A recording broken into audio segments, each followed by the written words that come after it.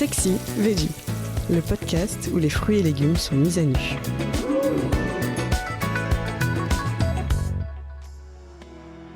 L'épinard, comment le charme italien opère même avec ce légume-feuille. C'est fou, les Italiens arrivent toujours à nous séduire. En cuisine, j'entends. Même avec l'épinard, ils parviennent à leur fin. Il faut dire que nos voisins transalpins ont toujours eu le béguin pour ce légume-feuille venu de Perse. Arrivé en France par l'Italie, il conserve une place à part chez eux. C'est pour cette raison que, à la carte des restaurants français, souvent, les recettes aux épinards adoptent le doux nom de à la florentine. Les œufs à la florentine, le poulet à la florentine, la sole à la florentine. Voilà pour les classiques français. Mais ça donne quoi, les épinards mitonnés à la sauce italienne ? Eh bien, commençons par la base, les pâtes.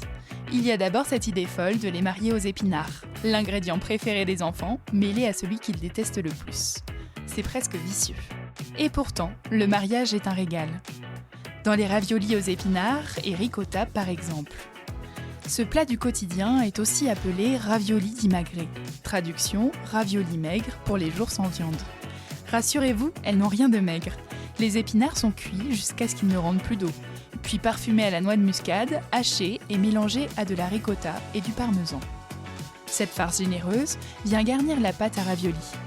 En bouche, une divine idylle, surtout si le plat est servi aspergé de beurre à la sauge. Du beurre fondu à la poêle dans lequel on laisse baigner des feuilles de sauge quelques minutes. Mamma mia!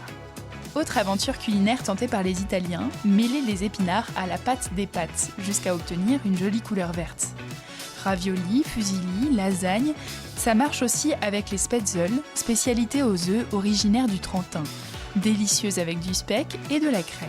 Ainsi qu'avec les malfatti, un mélange d'œufs, de farine et de parmesan façonné à la main ou à la cuillère. D'où cette apparence mal faite qui lui donne le nom de malfatti. Un régal vert, lui aussi, à servir avec un beurre à la sauge. La passion des Italiens pour les épinards ne s'arrête pas aux pâtes. Ils les ajoutent aussi à leur soupe, le minestrone en particulier. Et ils les associent au riz dans les fameux arancini, boulettes de riz à risotto garnies selon les envies.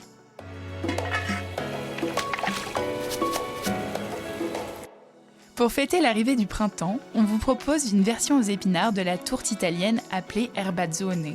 Cette spécialité se cuisine à l'origine avec des blettes, mais on peut y glisser de nombreux légumes verts comme des courgettes et des épinards. Après plusieurs essais, notre cœur balance pour la recette parue dans le livre « On va déguster l'Italie ». D'abord parce qu'elle propose une pâte sympa, composée de 350 g de farine, d'une cuillère à café de sucre semoule, d'une cuillère à café de sel et de 10 centilitres d'huile d'olive extra vierge. Et surtout, une garniture qui envoie du goût. Prêt à noter ? Il y a à l'intérieur 1 kg de feuilles d'épinards et 200 g de courgettes avec un peu de roquette.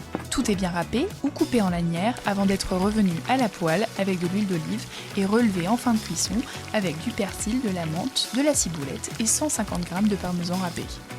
Une garniture à introduire entre 2 disques de pâte avant de mettre le tout dans le four et de le laisser 30 minutes environ. Alors, prêt à vous laisser séduire ?